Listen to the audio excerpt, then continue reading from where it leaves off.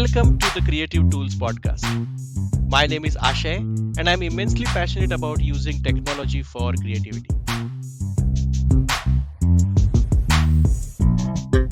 On this podcast, I talk to various creators about what tools and technology they use to be creative.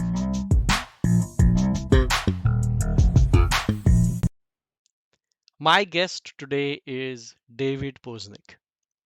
From studying Kung Fu at a Shaolin monastery in the mountains of China to teaching acrobatics and dance across Europe, David's career has led him to coach, perform, and direct in more than 20 countries.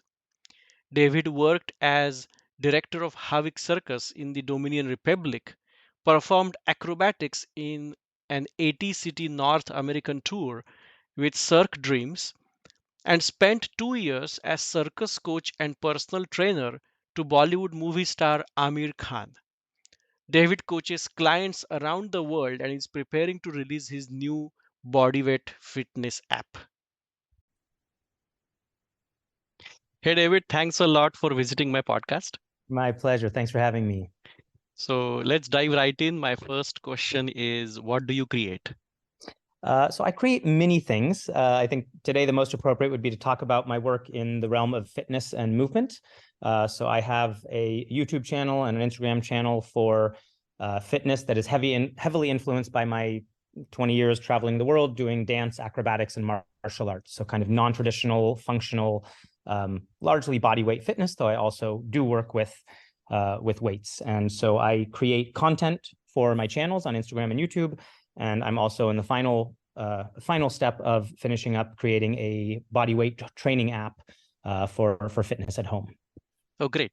So have your creations always been digital media? No, very much not. I'm actually a very non-digital guy in terms of where I come from. I've always been doing outdoor movement in nature, surf photography, kayaking, rock climbing, hiking, mountain unicycling. And I honestly very reluctantly have moved my career more into the realm by necessity. So I am both very, very grateful for all that technology allows me to do, especially now that I have a large following in India and I'm sharing my work with people in villages in India that I've never heard of.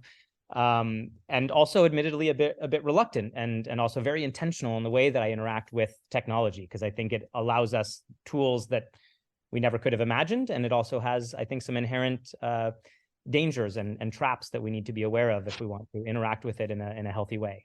Right. Great. So I want to section this interview into three parts. Sure. First one, so I'm a filmmaker, so that's why it's like a pre-production, production, post-production, right? So just like that, pre-creation, creation, and post-creation. Okay. So let's talk about the pre-creation aspect of it. So before you start creating, what do you use to record the inspiration for your creations, and how do you retrieve that inspiration when you actually create?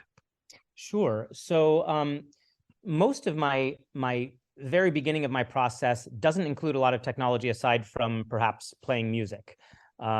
Certainly there are sometimes these days I'll get a bit of inspiration from watching things online, but mostly my inspiration came from over 20 years traveling the world as an acrobat, dancer, actor, coach.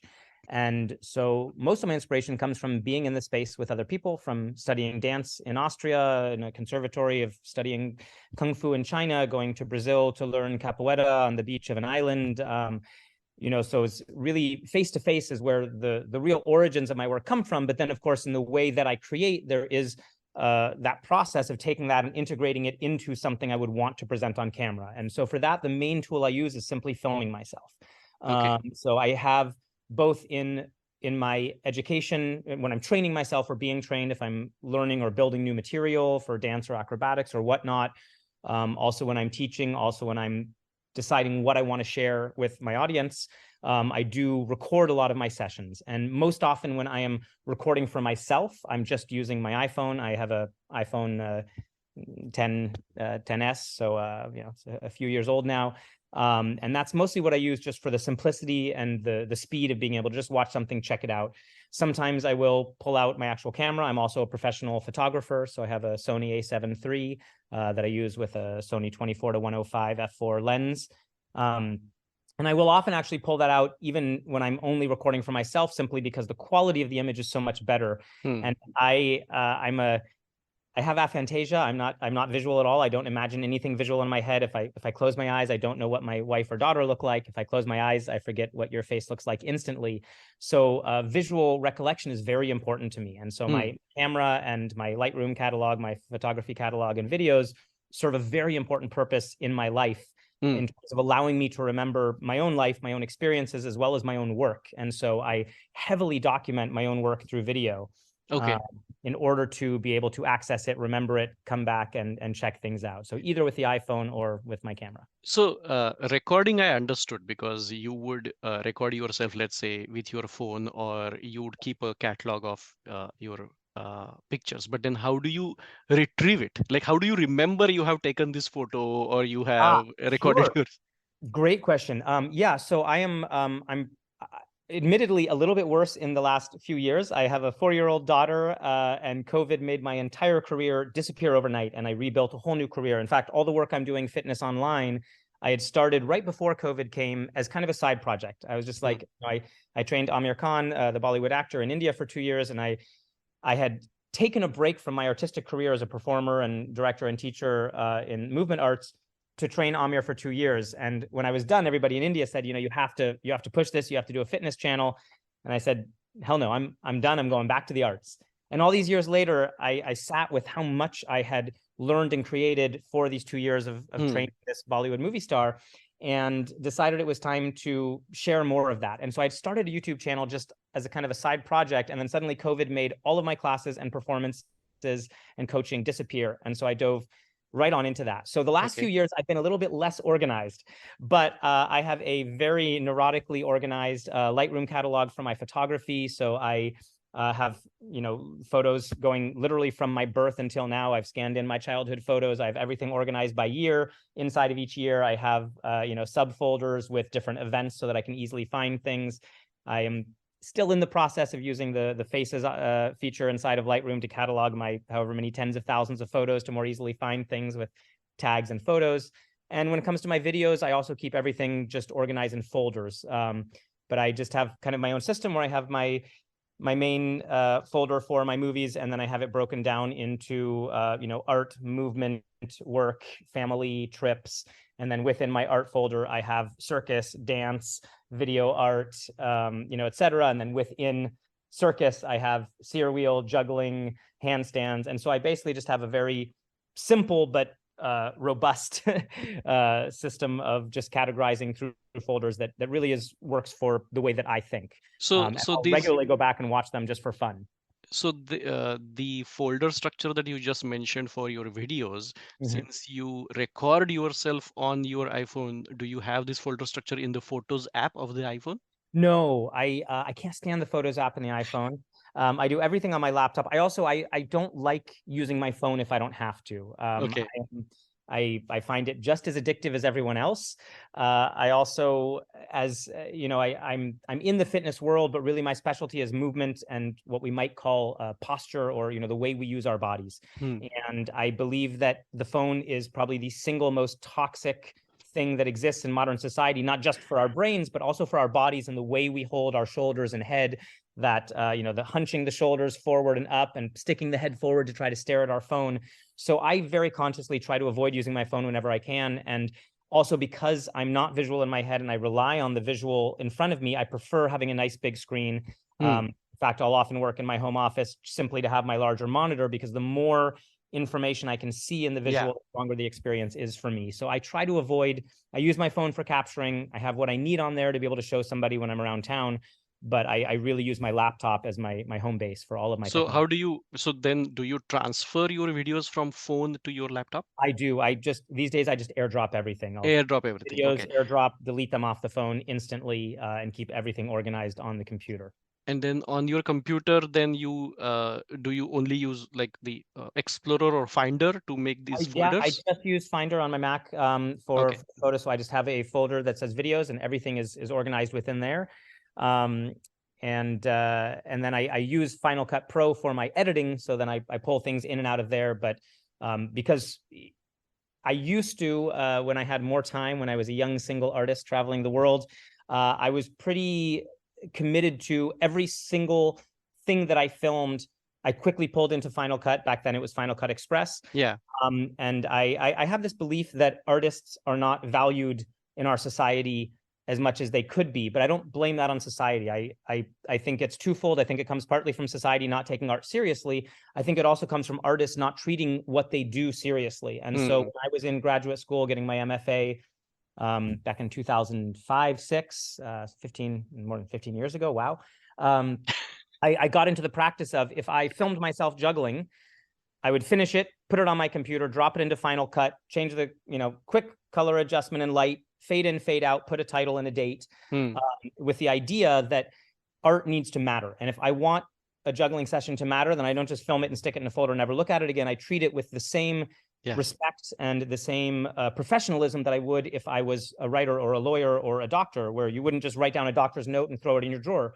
You would write it down, you'd put it in the appropriate folder, you'd make sure it was labeled appropriately. And I feel it's important as an artist to use these tools to take ourselves seriously and to make sure that the choices we make matter, and that we can come back to them and organize our lives and access them just as if each piece of art that I've created is as important as a note that a lawyer or a doctor might take for their career. Yeah. So these days, I really feel that the with digital technology, the creation is quick. Yeah, However, it has also become disposable. So absolutely. Yes. right, Very well so said. earlier when creations were analog, they were destructive, inherently destructive. Like if you had to let's say you put a paint on a canvas, and if you want to try something different, you had to use another canvas. So by Absolutely. inherently, since it was analog, you would treat it with respect. Yes. But uh, but with digital, when digital came along, everything now you can just copy paste and then Yes. have another Yeah. version of it, right? That's it. And it the disposability increased with also freedom. It gave you freedom to think Absolutely. Yeah. to try things quickly, but it also made the art disposable. So there was this power of undo, right? You could undo stuff, right? Yes. And then cloud technology arrived, where you didn't have to erase anything. Yeah. Like you could just store it eternally, whatever your creations are. And that is And actually then why I specifically don't use cloud storage. I only use cloud storage as a backup. I right, actually have iCloud turned off on my phone and on my computers, and I keep everything organized, and then I back it up to the cloud simply to have a backup. But I actually refuse to use cloud the way that most people do, specifically because of that. Because I found that when I started doing that, it was just too easy to let go of correct. feeling connected to the work that I was creating, and suddenly Yeah, nothing mattered because it was all just there. yeah, But I have no way, especially with my horrible memory, to go back and access the important parts of it. And so I really am quite neurotic. I will go every few months through my entire Lightroom catalog, tens of yeah, thousands of photos, and go and keep deleting more and more and more, so that as the years pass, I can still go back and enjoy each part of my life, go back to the different parts of my artistic career and access them, instead of feeling so overwhelmed when I look at this list of everything that yeah. I ignore it forever. What I'm just curious, what is your MFA in? Interdisciplinary arts. Oh, okay, okay. So I actually I have 12 years of higher education after high school. I could have gotten a PhD, and instead I became an artist. So I did 4 years of undergrad for music and theater here in Santa Cruz at UC Santa Cruz. I went to a physical theater conservatory in Belgium for a year. Then I went to a dance conservatory for 3 years in Austria. Then I got my MFA in interdisciplinary arts at Goddard, and then I went to Italy for another physical theater conservatory after that. So I've been kind of an addictive learner my entire adult life. So the thing that you mentioned about deleting stuff and removing Yeah. stuff, right? I mean, the reason why I asked this question is I make films, and then in film editing, uh, people ask me sometimes that how do you know your film is complete? Yeah. And if you keep editing a film, you will keep editing a film, right? Sure. So Sure. right? Forever. So so the I mean I read this somewhere, and it is so profound that your film is complete not when you have added everything in that's essential for your story, but you have removed everything. Like I love there it. is nothing left to remove. That Yes. means your film is complete. Brilliant. So Beautiful. Beautiful. yeah, Yeah. so it's very, very similar to like when there is nothing left to remove from my catalog, then I know my catalog is complete because That's it. everything that's critical for me to function is in there. So Amen. very recently I started this exercise of just like writing stuff down. So Mm, I used to use like a notepad or a notes app on my phone, but then obviously since it has other applications as well, it's very easy to just close that app and go to another one, right? yes. So literally I started going to office with just notebook and a pen, not Hey, even my laptop with me, and very then cool. just started writing down. And then because I'm a slow writer, and because I have to convert my thoughts that come into my head to the slow process of writing, it helps me organize the thoughts better, right? So Right. just Absolutely. Yeah. yeah, I mean, I'm forcing myself to be slow. So Totally. Totally. And I think that's, but I think that's very wise. You know, there's this whole slow movement. I read a few books about the slow movement. It started with slow cooking. You know, in Italy, they have restaurants that are specifically certified slow. And it's the idea that you go to this restaurant and they're saying, not only are we not promising you will fast, we promise we will give you a slow experience. really, We value these processes that are being lost with technology and everything speeding up all the time. And I'm a big fan of being efficient and quick when we need to, but also taking the time, like you yes, said, to what happens when I choose to use my own handwriting, when I choose to have to write it myself. And I feel we have a different connection with ideas and thoughts that we write by hand than yeah, on screen also. So absolutely. it's very powerful. Another quick question is when you arrange your videos and your media in these folders, Mhm. the folder names themselves work for you as tags, or you tag them separately in some other form as well? You know, interestingly, I don't use I don't use tags on videos. I should. I've been very behind. I got into video art when I was in grad school. I had an advisor from my MFA who was a video artist, and she got me into video journaling, and that's when I started not only just recording my sessions and performances, but also started creating video art about my process, about my life, about my artwork, as well as doing a lot of stop motion video, kind of Hmm. experimental stop motion video, combining circus with stop motion and acrobatics. But I never had the time to really learn as much as I should have. So to be honest, I've always been kind of chasing the level I want to have in video. In photography, I am a full professional photographer. I'm very confident in my skills. In video, I do some professional video work, but I'm very honest with clients about, you know, where my skills are and where they're not. And I haven't had the time in my life to dive as highly technically into video editing as I would like. So I'm proud of what I do. I feel good about the work I can put out, but I definitely, I have places where I have large blind spots, and my organizational systems in my video for the editing side is admittedly a place where I'm a bit behind the rest of my workflow. So I have all of my folders organized just by folder names, in a way that just is very personal to me and to my brain. I Yeah. wouldn't somebody else to go looking for a video in my library, but I can find everything instantly. But I haven't made that push, which I have done more with my photography, towards getting the tags and systems working for faster reference within, for example, Hmm. Final Cut or something like that. Hmm. Hmm. Okay. Now let's move on to the creation aspect of it. Sure. Okay. So now you have all of this inspiration or raw material or whatever you would call it stored in your computer. Now you want when you want to make some creations, either using that material or recording something different, how do Sure. you go about it? How do Sure. you create So your creations? yeah, so if I am very often I'm filming something new, although obviously I do take videos from the past and reuse them and re-edit them. If I'm filming these days, it's generally most of the time it's me alone, Hmm. very much a one-man show. Sometimes I have my wife or a friend who will come to film me, which is nice.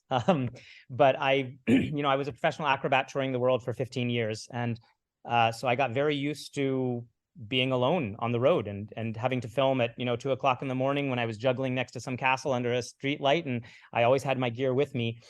So I use a Sony A7 III. I have a few lenses. The main lens I use for filming is my 24 to 105 f4 Sony lens.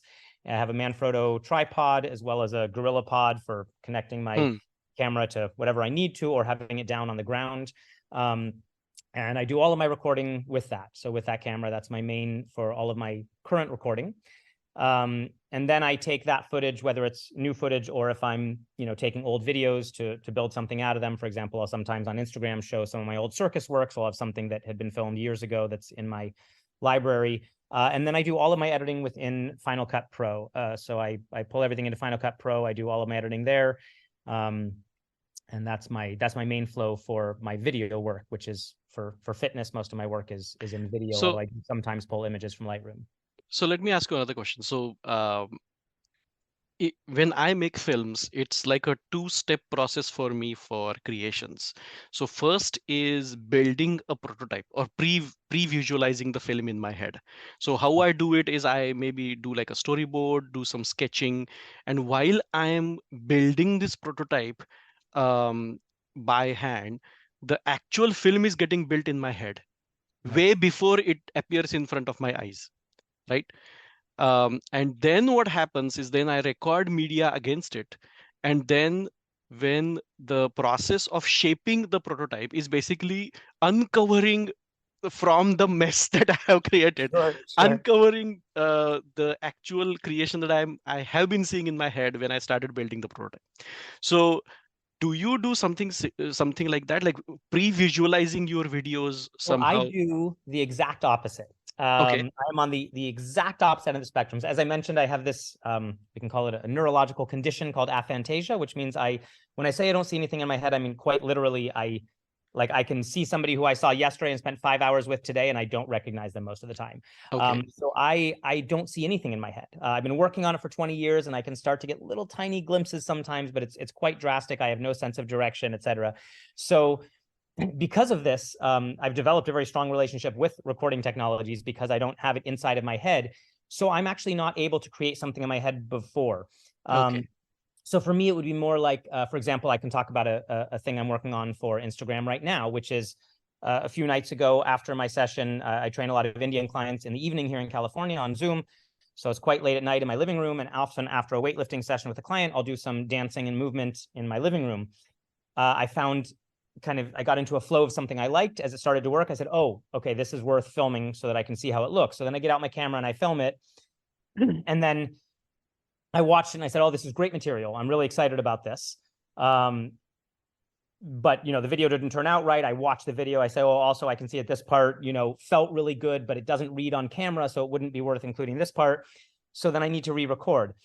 But because I don't have a visual memory, unless I watch the video like 10 times in a row, and even then, it's very hard for me to then try to recreate. So I come very much with a very open mind in terms of what I'm going to make, because 9 times out of 10, even if I have an idea of, oh, I did an improvisation based on Cossack squats and breath work, like just the one I was working on the other night, once I get back to refilm it, I very much end up in the moment following what comes out of it. So my creations that people see online, sometimes there'll be like a new version of something that I had done a week before that I planned on doing. But to be perfectly honest, most of the time, it's not. Most of the time, it's a very organic process. I actually had a friend in graduate school that this reminds me of. She was a painter, and her process was that she did oil painting. And like you said, there's no undo. Yeah. She would literally paint 10 or 15 paintings on top of each other until she got to the one she liked. So she'd start with a painting of a face, and then it would turn into birds on a wire. And if you took a photo of each of these 15 paintings, each time she got to where somebody else might consider it finished, it was a completed painting. Completed and painting. Would literally paint it over it and over it, and then the new painting that came from it had nothing to do with the last one. You couldn't see any part of it left. But her process was being willing to completely paint over a theoretically finished painting because she needed that finished painting in front of her to get to what eventually becomes the painting that she feels is the work of art. And I work very similarly to that, where it takes a lot of just letting go of my ego and being like, well, that first video was cool. But I find that as a mover, especially because I'm in the world of fitness, but I'm a dancer and an acrobat and a performer. So I'm very interested in expression and communication through movement. And I find that if I try to stick too much to what the idea was that looked good in that first video, it ends up feeling like, honestly, a lot of what I see online, which is often beautiful movement, but that doesn't seem to have a lot of soul to me.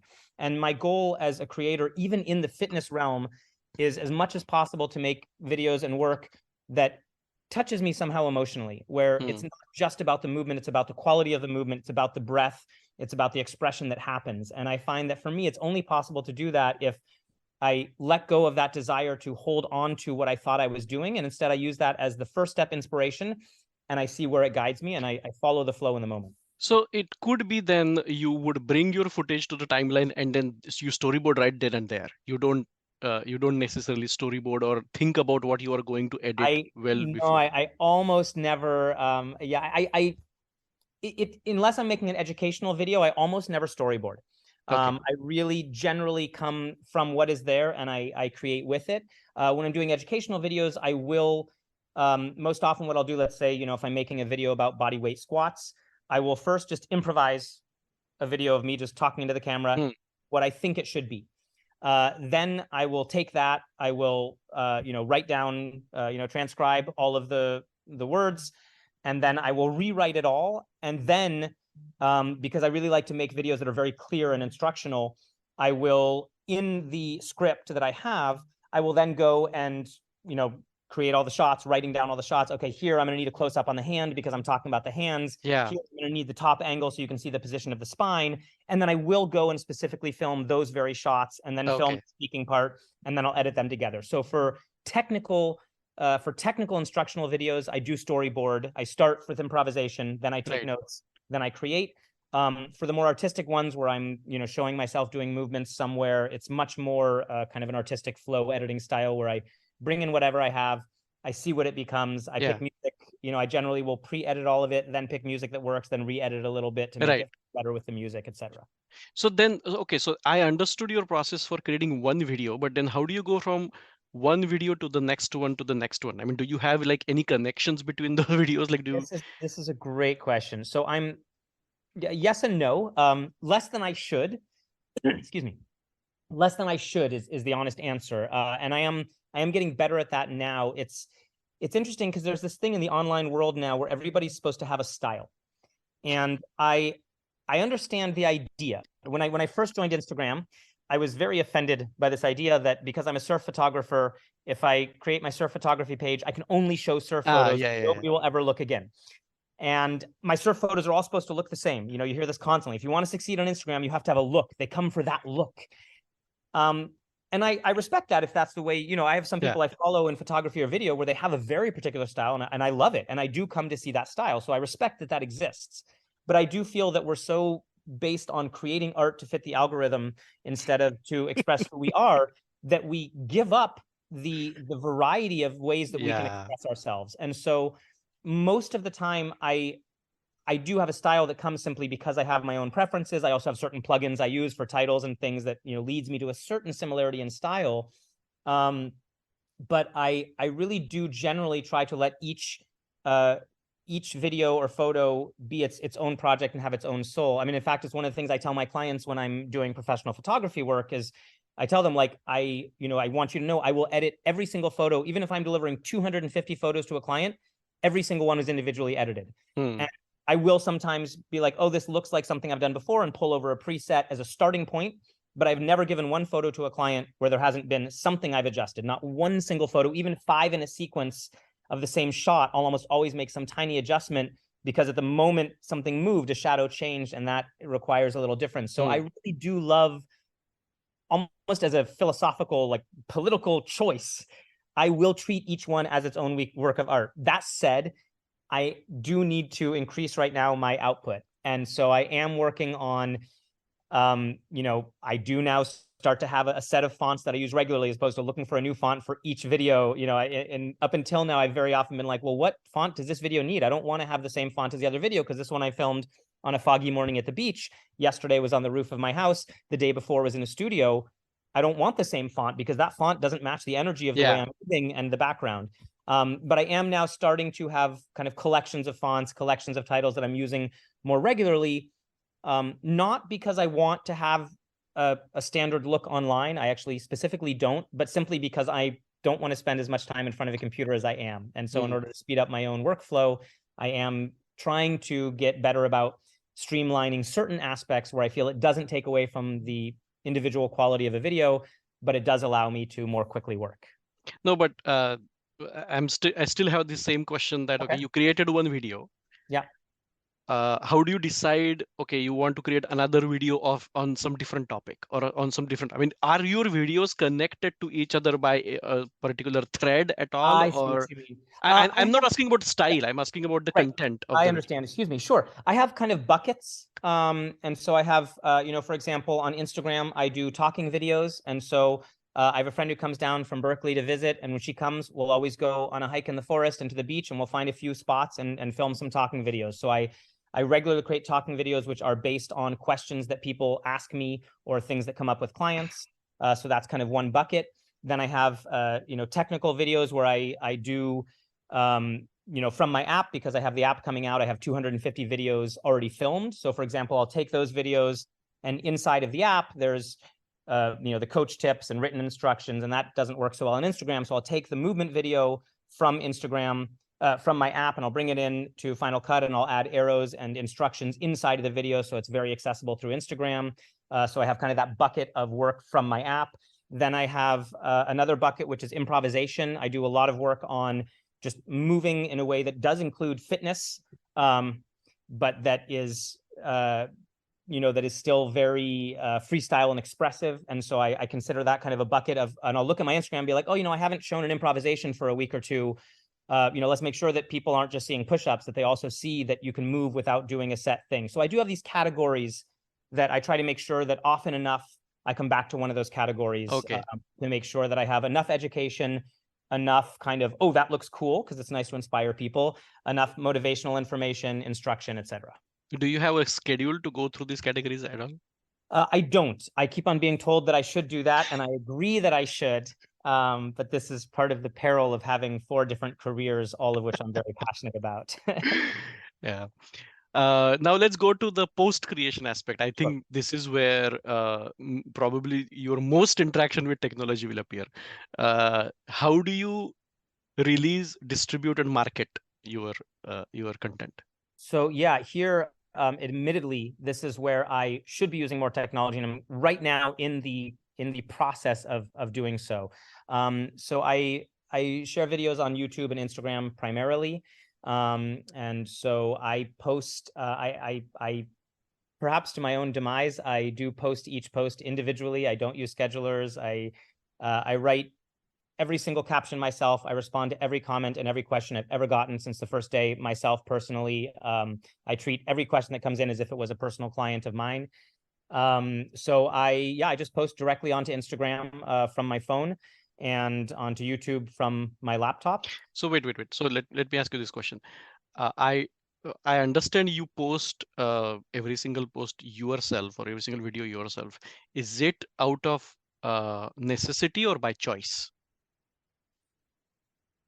A little bit of both. I'm actually at a transition moment right now. So I've had, the marketing people I'm working with, the programmers building my app, everybody is telling me you need to use AI, you need to streamline this, you need to pay people to write your captions, et cetera. And so right now I'm actually very much in the quagmire of figuring out which parts of those am I willing to do. And I'm taking it very slowly, very intentionally, because I feel that these tools are incredible and they can be used for amazing gains. I also feel that very often when we dive too quickly into giving up that, like you said, with your notebook by hand, giving up that moment of looking at your own material and thinking about it as a person instead of just popping it into the algorithm machine, that we lose something of that personal quality. So I'm, right now getting to the point where, for example, I am, working with somebody and looking at the possibility of having somebody pre-edit my videos based on the instructions I give them, and then I might bring them back in. I haven't decided yet if that's something I'm willing to continue. It would massively increase my output of content. But I am not looking to succeed on social media. I am looking to do what I believe in and share it on social media. And if social media is a tool that will allow me to share what I believe in and help people, I will continue with social media. And I find often that I don't believe it is.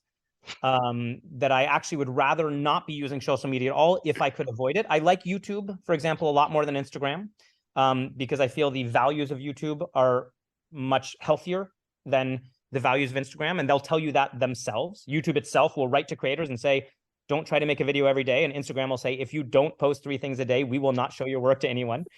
So I have this, this back and forth relationship. I am starting to use a scheduler now. And I'm literally right now this week, I'm working on trying to figure out, which scheduling app I want to use for my posts and trying to get things more streamlined.